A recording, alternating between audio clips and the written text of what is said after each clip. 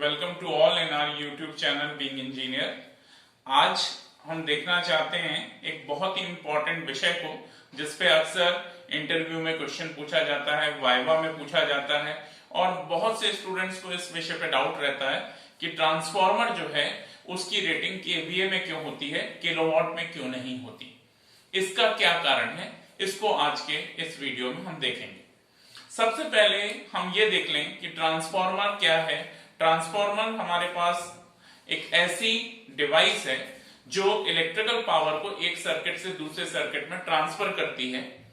दो वाइंडिंग होती हैं उसमें, एक प्राइमरी वाइंडिंग, एक सेकेंडरी वाइंडिंग, जिसको आप हाई वोल्टेज वाइंडिंग और लो वोल्टेज वाइंडिंग के नाम से भी जानते हैं। बीच में एक कोर होती है जो कि एक ब्रिज का काम करती है, क्योंकि दोनों वाइंडिंग उसी कोर के ऊपर बाउंड की जाती हैं, लपेटी जाती हैं, लेकिन दोनों ही वाइंडिंग में कोई इलेक्ट्रिकल कांटेक्ट नहीं होता, कोई इलेक्ट्रिकल कांटेक्ट उनके बीच में नहीं है। फिर क्या है उनके बीच में? उनके बीच में है एक मैग्नेटिक कपलिंग।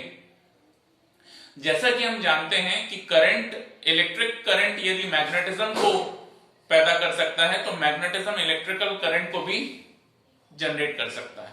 वही चीज ट्रांसफार्मर में होती है जिसका नाम इलेक्ट्रोमैग्नेटिक इंडक्शन है। प्राइमरी में आप साइनसॉइडल सप्लाई देते हैं, उसकी वजह से एमएमएफ डेवलप होता है, मैग्नेटोमोटिव फोर्स। फिर फ्लक्स आता है, फ्लक्स कोर में सेटअप होता है, और कोर में जो फ्लक्स सेटअप होता है वो प्राइमरी के लिए भी सेम होता है, सेकेंडरी के लिए भी सेम होता है। और सेकेंडरी के लिए जब वो फ्लक्स काम करता है तो उस फ्लक्स से सेकेंडरी वाइंडिंग में करंट आती है, सेकेंडरी वाइंडिंग में इंड्यूस्ड डीएमएफ आता है, सेकेंडरी वाइंडिंग में एमएमएफ आता है। इस तरह से प्राइमरी और सेकेंडरी वाइंडिंग एक दूसरे से इलेक्ट्रिकली आइसोलेटेड होने के बावजूद भी मैग्नेटिकली कपल्ड होती हैं, मैग्नेटिकली जुड़ी हुई होती हैं। ऐसा होता है transformer. And transformer is a very important device of electrical machines. Power system बिना ट्रांसफार्मर के चल ही नहीं सकता, क्योंकि हम जनरेटिंग स्टेशन में कितनी भी पावर जनरेट कर लें, ट्रांसमिट जब हम करेंगे तो ट्रांसमिशन लाइन में we need transformer, we need power transformer, we need distribution transformer। every time transformer की रिक्वायरमेंट हमारे पावर सिस्टम में, हमारे इलेक्ट्रिकल मशीन्स में बनी रहती है। अब सवाल ये उठता है कि ट्रांसफार्मर की रेटिंग बहुत छोटे साइज का है तो वोल्ट एम्पियर में है, थोड़े बड़े साइज का है तो किलो वोल्ट एम्पियर में है, और बड़े साइज का है तो मेगा वोल्ट एम्पियर में है, लेकिन कभी वॉट, किलो वॉट या मेगा वॉट में नहीं है। तो इसके पीछे क्या कारण है? जो कारण है वो बहुत आसान है। किसी भी मशीन की जो रेटिंग होती है वो उस मशीन की हीटिंग पर डिपेंड करती है। ठीक है, पहली बात जो आपको दिमाग में बिठानी है कि मशीन की रेटिंग उसकी हीटिंग पर डिपेंड करती है। और हीटिंग किस बात पर डिपेंड करती है? हीटिंग इस बात पर डिपेंड करती है कि उस मशीन में या उस डिवाइस में कितने प्रकार के और कौन कौन से लॉसेस हो रहे हैं। ट्रांसफार्मर में देखा जाए तो चार तरह के लॉसेस हैं। आयरन लॉस, जो कि ट्रांसफार्मर की कोर में होते हैं, जो कि फर्दर हिस्टेरेसिस लॉस और एडी करंट लॉसेस के में डिवाइड हो जाते हैं। दूसरे कॉपर लॉस, जो कि प्राइमरी वाइंडिंग और सेकेंडरी वाइंडिंग, या जिसे आप हाई वोल्टेज और लो वोल्टेज वाइंडिंग कहते हैं, उसमें होंगे, क्योंकि वाइंडिंग नेचुरली कॉपर से बनाई जाएगी।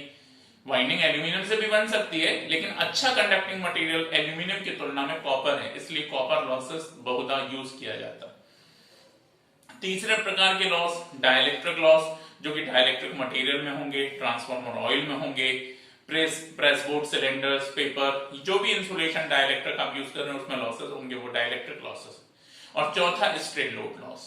लेकिन स्ट्रे लोड लॉस और डाइलेक्ट्रिक लॉस, इनका परसेंटेज बहुत कम होता है, 1% से भी कम, इसलिए हम उनको कैलकुलेशन में अवॉइड कर देते हैं।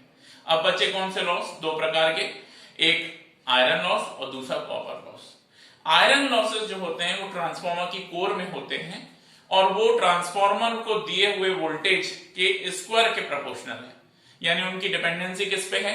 वोल्टेज पे। उनकी डिपेंडेंसी सिर्फ और सिर्फ वोल्टेज पे है। हाँ, ये अलग बात है कि वोल्टेज फ्लक्स पे और फर्दर फ्लक्स डेंसिटी पे डिपेंड करता है, तो हम कह सकते हैं आयरन लॉस वोल्टेज स्क्वायर के प्रोपोर्शनल है, या फ्लक्स स्क्वायर के प्रोपोर्शनल है, या फ्लक्स डेंसिटी के स्क्वायर के प्रोपोर्शनल है। एक बात ये। और दूसरी बात जो है कॉपर लॉस। अब कॉपर लॉस वाइंडिंग में हो रहे हैं, सेकेंडरी वाइंडिंग लोड से कनेक्टेड है, लोड जितना ज्यादा होगा प्राइमरी में करंट उतना ज्यादा बढ़ेगा। बिकॉज एक लाइन जो बहुत इंपॉर्टेंट है कि primary current of the transformer is largely the reflection of the secondary current, because secondary is connected to the load always. तो प्राइमरी और सेकेंडरी दोनों वाइंडिंग में जो करंट है, करंट की वजह से जो हीटिंग है, I²R लॉसेस, उन्हें ही हम कॉपर लॉसेस कहते हैं। तो अब ये कॉपर लॉसेस की डिपेंडेंसी किस पे हुई? लोड पे। ये लोड के स्क्वायर के प्रोपोर्शनल है या लोड करंट के स्क्वायर के प्रोपोर्शनल है। तो कुल मिला के हमने ये देखा कि कॉपर लॉस करंट पर निर्भर कर रहे हैं और आयरन लॉसेस वोल्टेज पर निर्भर कर रहे हैं। वोल्टेज की यूनिट क्या है? वोल्ट्स। करंट की यूनिट क्या है? एम्पियर। इसका मतलब लॉसेस की डिपेंडेंसी किस पे आई? Volt ampere. Now the most important aspect is there is no role of power factor.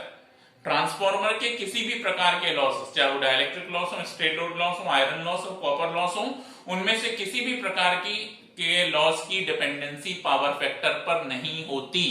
अगर पावर फैक्टर पे नहीं होती तो ये फॉर्मूला आप बहुत सिंपली यूज करते रहते हैं, बहुत यूजुअली आप एग्जांपल में देखते हैं या न्यूमेरिकल करते हैं तो यूज करते हैं P = VI cos phi। तो अब cos phi का कंपोनेंट तो यहां ही नहीं रहा, तो बचा क्या? VI यानी volt ampere.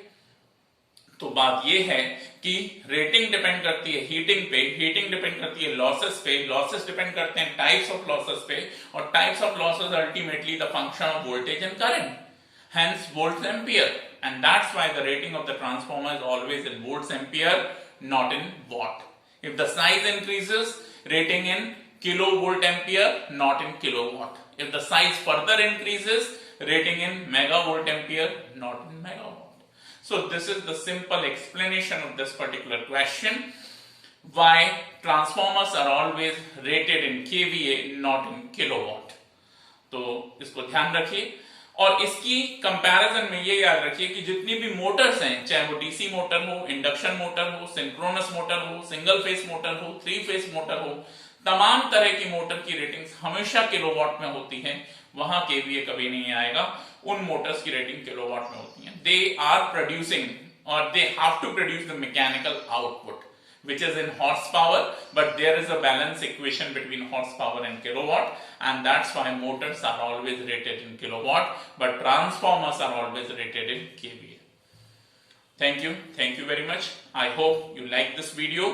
If you like this video, please comment and share this video and tell us about